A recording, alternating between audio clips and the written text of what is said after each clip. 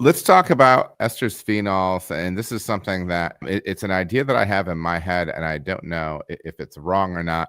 A brewer buddy of mine, Chris, asked the question, and this might be specifically related to Saison, but he says, what moves the needle most for ester production? Oxygenation rate, fermentation temp, pitching rate. Same question for phenols. Yeah. I'm sure there's a ton to this. Read our guide to yeast flavor and biotransformation, and all will be answered. Temperature is really important. So, and where is that resource? Is that under resources on our website? Yeah. Okay. You have to fill out a form and give us your email, and then you can download the PDF. Yeah, that's near and dear to my heart. I love Saison.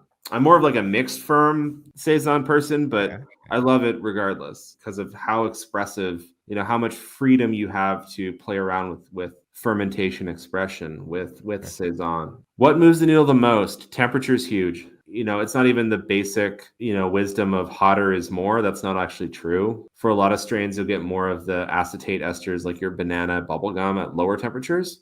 And you'll get more of the fatty acid esters, which is like your tropical fruit, apple, pear, orchard fruit at higher temperatures. So you have that knob you can turn, right? Depending on what you're targeting. Obviously, that'll depend on other things too. Saison yeasts are awesome at biotransformation. So, your hops play a role there too. Phenols is really just dependent. It's a pretty simple relationship. Some strains do produce more phenols than others. There's not a lot of published data on that, but every time we go and measure it, we see that it's not on or off like it tends to be presented by a lot of yeast people. Some strains can be more phenol producing than others, and the Saison strains tend to be on the high end of that spectrum. Phenol production is very otherwise dependent on the precursors. So your grains have different phenol precursors in them. Some have more than others, like rye has more than barley. Barley has more than wheat. You can control the phenol expression through the type of grains in your recipe as well. So if you want more phenols, I would go rye. If you want less, I would actually use, a portion of wheat in the recipe. That's interesting.